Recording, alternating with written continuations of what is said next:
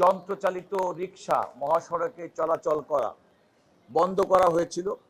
High court বিভাগে ইতিপূর্বে যে রায়টি হয়েছিল সেই রায়টি আমি একটি পক্ষ ছিলাম।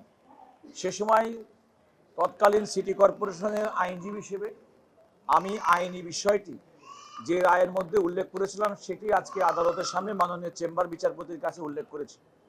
আমি আদালতের অনুমতি নিয়ে নাগরিকদের পক্ষে এই কথা বলেছি যে এই ব্যাটারি চালিত রিক্সা কারণে আমাদের জনজীবন কিভাবে ব্যাহত হচ্ছে। অ্যাট দ্য সেম টাইম আমি এটাও বলেছি যে যারা এই ব্যাটারি চালিত রিক্সার উপরে জীবন নির্বাহ করে তাদের বিষয়টিও আমাদেরকে অত্যন্ত মানবিকভাবে দেখতে হবে।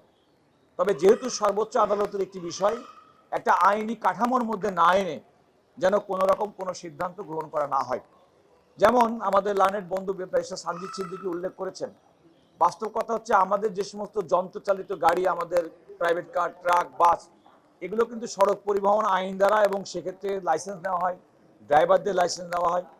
এমনকি যদিও ঢাকা শহরে রেজিস্ট্রেশনের বাইরে অনেক বেশি সংখ্যক রিক্সা চালিত হয়, তারাও কিন্তু সিটি কর্পোরেশনের লাইসেন্স প্রত্যেকটা রিক্সার পিছনে কিন্তু দেখবেন যে নাম্বার লেখা আছে। অর্থাৎ একটা আইনি কাঠামোর মধ্যে এই সমস্ত যন্ত্রগুলো, পরিবহনগুলো চলাচল করে। আমার মূল বক্তব্য ছিল যে একটা আইনি কাঠামোর মধ্যে এগুলোকে আনা উচিত এবং তারপরে এগুলো চালানো উচিত, কারণ নইলে কোনো ধরনের দায়বদ্ধতা কারো থাকবে না। আমরা এই মহানগরীতে বসবাস করি, আমরা এই দেশের নাগরিক। আমাদের দরিদ্র জনগোষ্ঠী যারা জীবন জীবিকা, তাদের প্রতি যেমন আমাদের সহানুভূতি আছে, আবার এটাও চিন্তা করতে হবে যে আমরা কিন্তু একটা আইন দ্বারা পরিচালিত সমাজে বসবাস করি, যে সমাজের সবকিছু নিয়ন্ত্রিত হয় আইন দ্বারা।